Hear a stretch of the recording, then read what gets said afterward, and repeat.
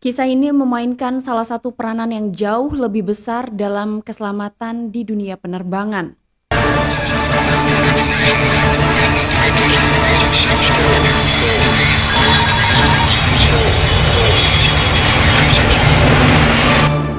Assalamualaikum warahmatullahi wabarakatuh. Hai hello Delvers, selamat datang di channel Tamara Delv. Video kali ini aku akan membahas mengenai tragedi penerbangan Trans World Airlines atau lebih dikenal sebagai TWA 514. Kira-kira apa yang menimpa penerbangan ini? Salah satu dari sekian banyak tragedi penerbangan yang disebabkan karena faktor cuaca dan terjadinya miskomunikasi. Kita akan segera take off ke kronologi untuk mengetahui apa yang menimpa penerbangan TWA 514.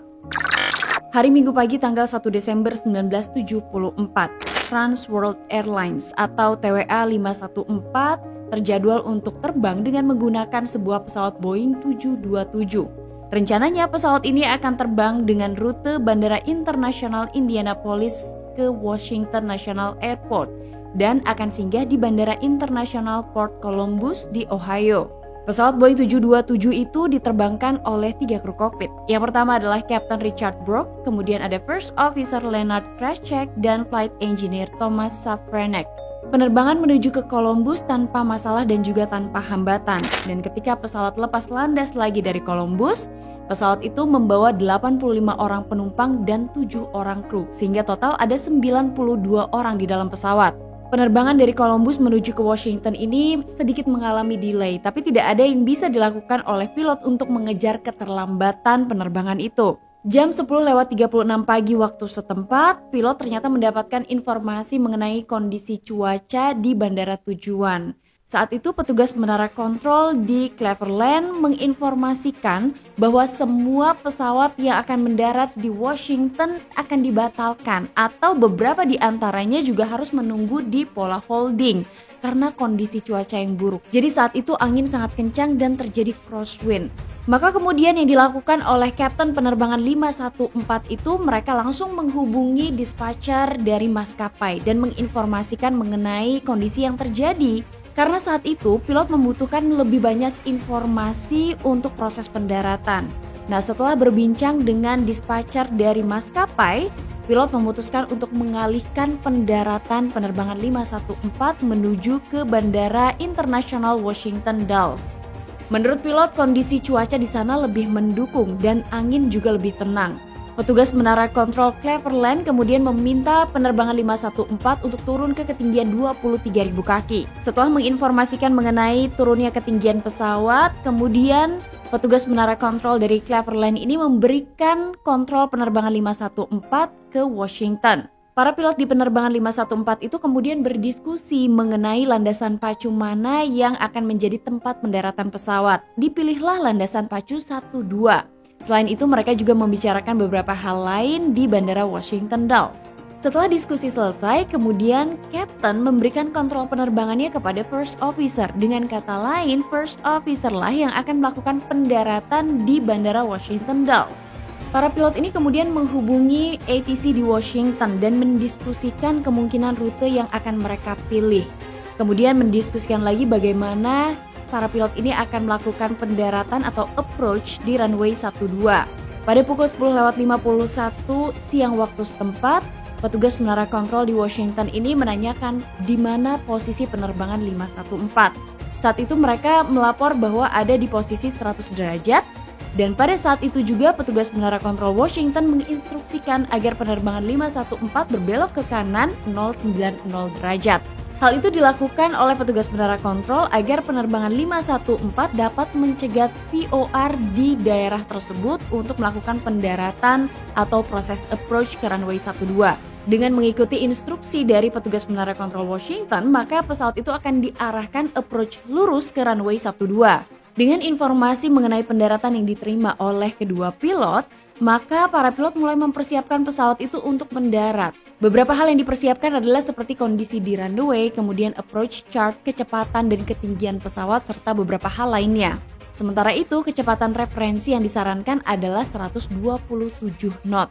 Saat penerbangan 514 itu berada di ketinggian 11.000 kaki dan akan meninggalkan ketinggian tersebut untuk menuju ke ketinggian 8.000 kaki, pilotnya sempat menanyakan kepada ATC Washington, apakah ada informasi mengenai kondisi cuaca di runway tempat pendaratan 514. Kemudian petugas menara kontrol melaporkan bahwa ia tidak melihat adanya sesuatu hal yang signifikan, tapi untuk menjaga keamanan, Kapten memutuskan untuk mengaktifkan anti-ice. Beberapa saat setelahnya, petugas menara kontrol memberikan izin penerbangan 514 untuk melakukan pendaratan.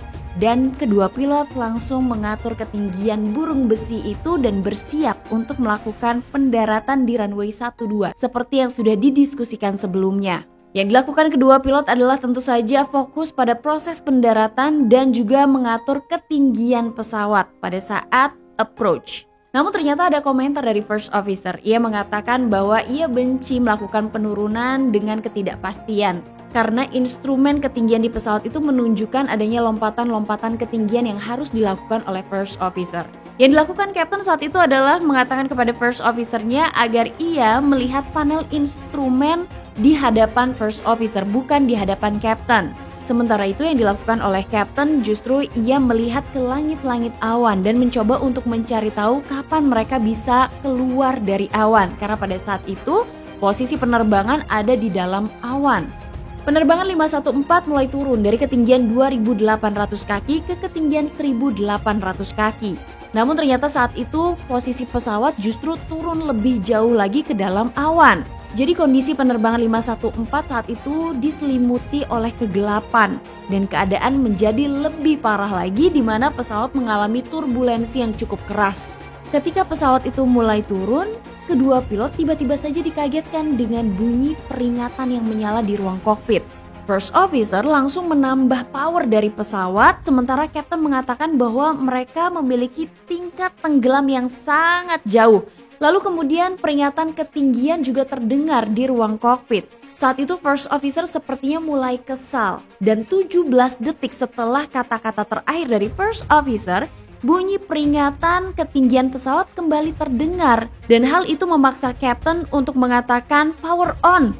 Tapi ternyata apa yang dilakukan oleh Kapten dan first officer ini sepertinya sia-sia. Pesawat yang semula terbang di dalam awan yang gelap tiba-tiba saja menghantam pepohonan. Saat itu kondisi pesawat mulai berguncang. Kedua pilot dan seorang flight engineer tiba-tiba saja kaget di ruang kokpit karena seharusnya mereka ada di posisi penerbangan yang aman. Segala upaya yang dilakukan oleh kedua pilot ini untuk tetap memperbaiki posisi pesawatnya sepertinya gagal. Setelah pesawat itu menghantam pepohonan di jalur pendaratan, secara tiba-tiba mereka dihadapkan dengan sebuah batu besar. Lalu akhirnya pesawat itu menghantam batu besar tersebut dan beberapa bagian dari pesawat terlempar. Setelah pesawat itu jatuh menghantam tanah, kemudian terjadi ledakan yang sangat besar dan terjadi kebakaran di sekitar lokasi kecelakaan. Pesawat itu jatuh menghantam daratan dengan kecepatan sekitar 230 knots atau sekitar 425 km per jam. Peristiwa jatuhnya penerbangan 514 sendiri terjadi pada pukul 11:09 siang waktu setempat.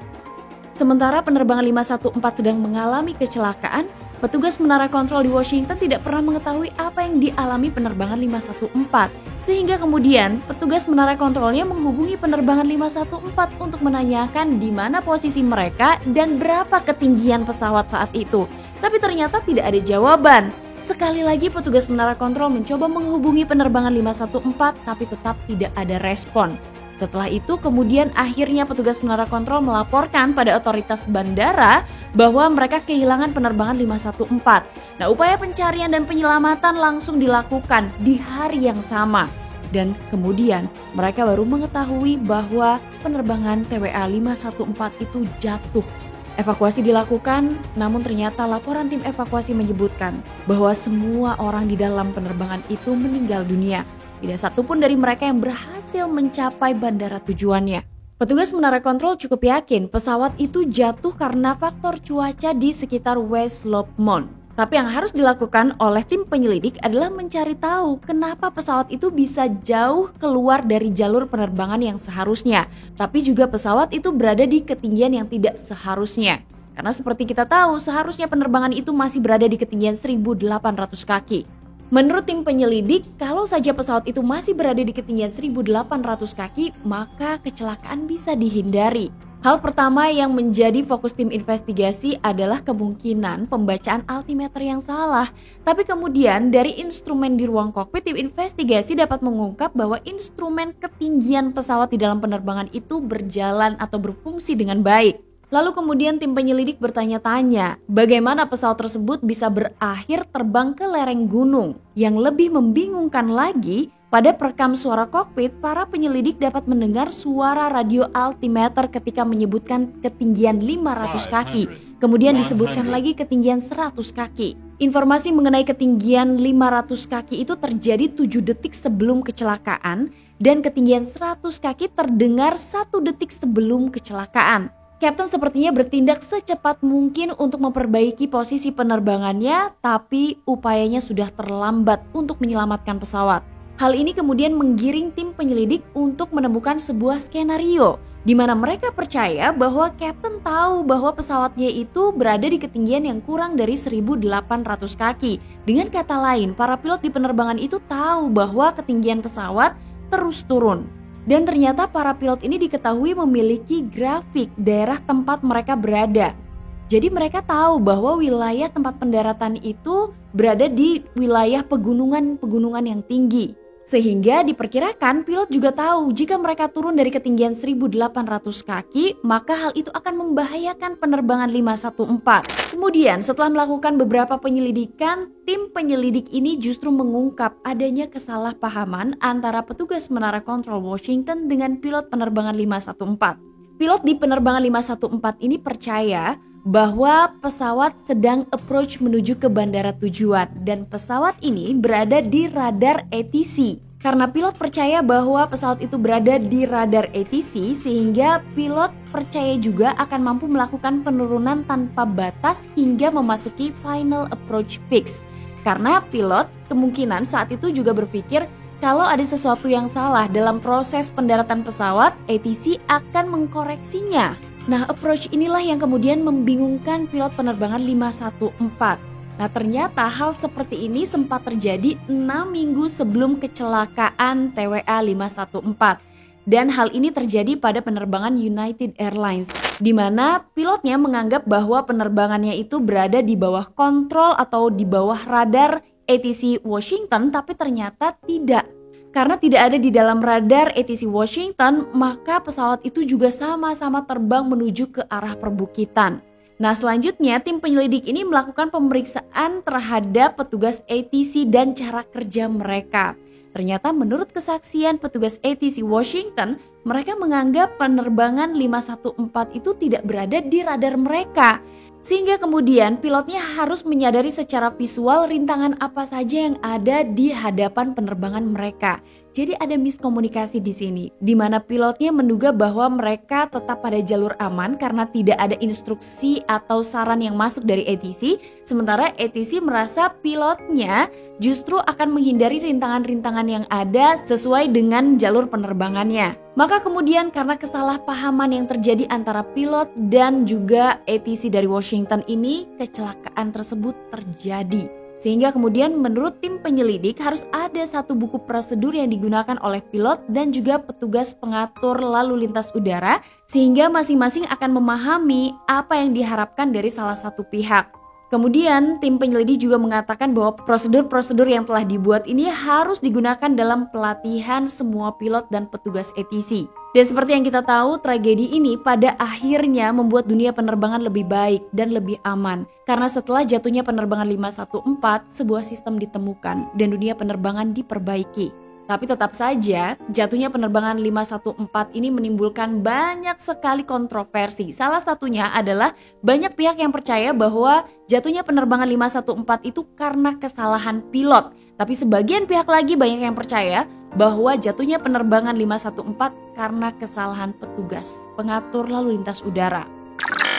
Nah, kalau menurut kalian sendiri gimana nih? Apakah kesalahan memang terjadi pada pihak pilot atau pada pihak ATC? Kalian boleh banget komen di bawah sini. Terima kasih untuk kalian yang udah nonton, terima kasih untuk kalian yang udah subscribe, udah nyalain lonceng notifikasi, dan udah like videonya. Jangan lupa terus tonton episode-episode lain di channel Tamara Delf. Sampai ketemu lagi di episode selanjutnya ya. Assalamualaikum warahmatullahi wabarakatuh. Bye-bye.